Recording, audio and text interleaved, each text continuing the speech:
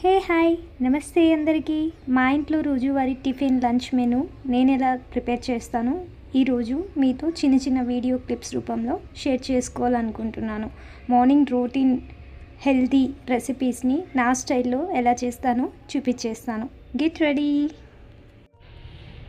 So morning లేవగానే fresh up అయ్యాక first కిచెన్లోకి వెళ్ళి చేసే పని అయితే టీ పెట్టడమేండి. సో నేను ఇక్కడైతే టీ పెట్టేసి ఆ టీ కాగే లోపల నేనైతే చపాతీ పిండి రెడీ చేసుకున్నాను. రైస్ని వాష్ చేసి షోక్ చేసి పెట్టేశాను. అలానే పాలక్ దాల్కి కావాల్సిన పప్పు కూడా కుక్కర్లో పెట్టేశాను.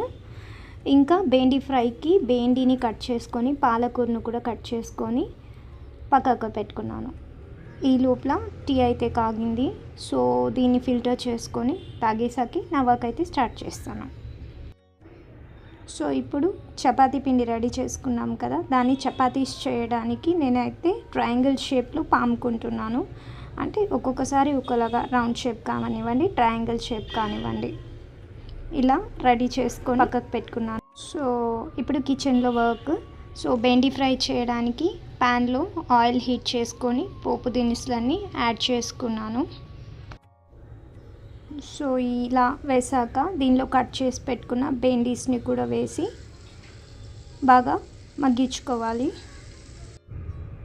మనం ఇలా బెండకాయల్ని ఫ్రై చేసుకునేటప్పుడే కాస్త సాల్ట్ వేసుకొని ఫ్రై చేసుకున్నామంటే ఆ బెండకాయ లోపల సాల్ట్ టేస్ట్ అనేది పడుతుంది. అండ్ కొంతమందికి గమ్మిగా బెండకాయ అనిపిస్తే కొద్దిగా మజ్జిగ అనేది యాడ్ చేసుకొని ఫ్రై చేసుకున్నా కూడా అది బాగా విడివిడిగా పొడి పొడిగా వచ్చినట్టుగా ఉంటుంది బెండి ఫ్రై అయితే మాత్రం.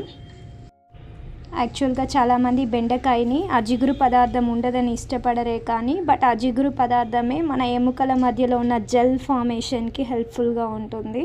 సో ఇలా మూత పెట్టి పక్కకు పెట్టేద్దాం. ఈ లోపల పెనం అనేది బాగా హీట్ అయింది కాబట్టి పామి పెట్టుకున్న చపాతీస్ని కూడా రెడీ వేసేస్తున్నాను.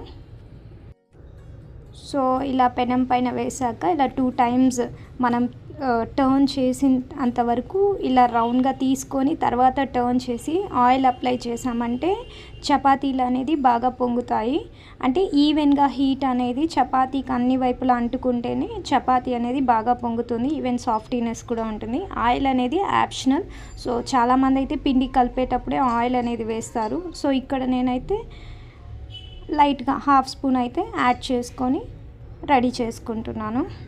చూడండి ఎంత బాగా పొంగుతూ వస్తుందో చపాతీస్ అనేది.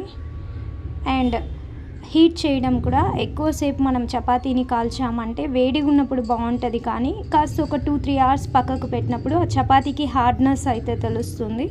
సో ఏదున్నా మనం పెనం మీద హీటింగ్లో రోస్ట్ చేసేదాన్ని బట్టి చపాతీ సాఫ్ట్నెస్ అనేది డిపెండ్ అయి ఉంటుంది. సో ఇలా చిన్న చిన్న చిట్కాలు ఫాలో అయి చేసామంటే ఒక 4 to 5 hours అయినా కూడా చపాతీస్ అనేది చాలా సాఫ్ట్గానే ఉంటుంది. రోస్ట్ అయిన చపాతీని అయితే తీసి ప్లేట్లో పక్కకు పెట్టుకుంటున్నాను. సో నెక్స్ట్ ప్యాన్లో ఉన్న బెండిని చూద్దాం. బెండి అనేది బాగా ఫ్రై అయింది.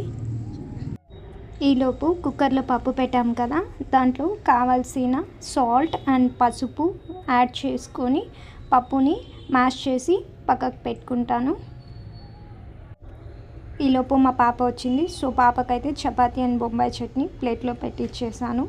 ఇంకా మ్యాష్ చేసిన పప్పులు కట్ చేసి పెట్టుకున్న పాలకూర కూడా మిక్స్ చేసుకొని ఉప్పు కారం అది చూసుకొని మనం బాగా బాయిల్ చేయడమే.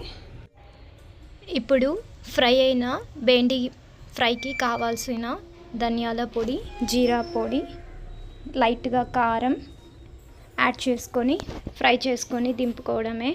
చాలా ఈజీ ప్రాసెస్. నేనైతే దీంట్లో ఆనియన్ కానివ్వండి, వెల్లుల్లి కానివ్వండి ఏది యాడ్ చేయలేదు. సో మనం దించే ఒక 5 minutes ముందు కరివేపాకు ఫ్రెష్ లీవ్స్ యాడ్ చేసుకున్నామంటే ఆ కరివేపాకు టేస్ట్ అనేది కూడా దీంట్లో బాగా ఫ్లేవర్నెస్ అయితే తెలుస్తుంది మనకు. సో నేనైతే మార్నింగ్ టైమ్స్ ఇలా లంచ్ బాక్స్కి సింపుల్గా బెండి ఫ్రై అయితే చేసేస్తాను. ఈలోపు పప్పు కూడా బాగా కుక్ అయింది కదా. సో పప్పు రెడీ అయిపోయింది. చాలా హెల్దీ. దీంట్లో పోపు కూడా యాడ్ చేసుకొని మిక్స్ చేసుకొని దింపుకోవడమే. పాలక్ పప్పులో అయితే మాత్రం కందిపప్పు బదులు నేనైతే పెసరపప్పు తీసుకున్నాను. టొమాటో కూడా తక్కువే పడుతుంది దీనికైతే. సో ఈ గ్యాప్లోనే రైస్ కూడా వంచుకొనేసాను. ఫ్రై రెడీ అయిపోయింది. సో చూడండి పొడి పొడిగా రైస్ అనేది వచ్చింది. సో రైస్ రెడీ, బెండి ఫ్రై రెడీ, అండ్ చపాతీకి బొంబాయి చట్నీ అండ్ చపాతీ అండ్ పాలకూర పప్పు. సో సింపుల్ మెనూనే, బట్ నేనైతే హెల్తీ కంటెంట్ కూడా చూసుకుంటాను. సో బెండి ఫ్రై, జీరా పౌడర్తో వైట్ రైస్ అండ్ పాలక్ పప్పు. డే 1 అయితే అయింది కదా, అందుకే డే 2లో అయితే నేను ఎక్కువ ల్యాక్ చేయకుండా జస్ట్ మెనూ వరకే నేను చూపించదలుచుకున్నాను. సో టిఫిన్కి అయితే వేడివేడిగా ఉప్మా రెడీ అయిపోయింది. నేను మా పాపకి అండ్ హస్బెండ్కి సర్వ్ కూడా చేసేసాను. సో ఇంకా ఈరోజు ఇంకా లంచ్ బాక్స్కి అయితే ఉస్తికాయ పప్పు. ఉస్తికాయ అంటే కాస్త చేదుగా ఉంటుంది కదా, దానికి లైట్గా బెల్లం కానీ షుగర్ కానీ యాడ్ చేసుకోవచ్చు. అది కూడా optional.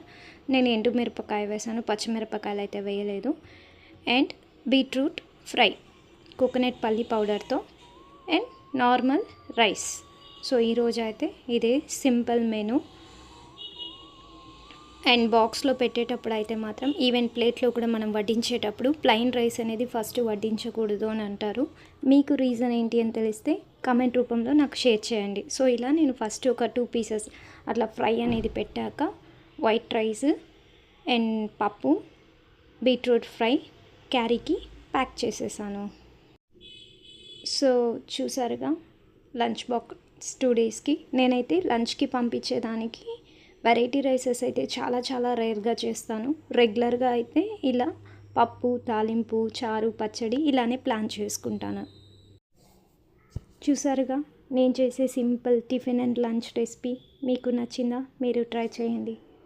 So don't forget to subscribe my channel. Thank you for watching. ఇంకొక వీడియోలో కలుద్దాం. బాయ్.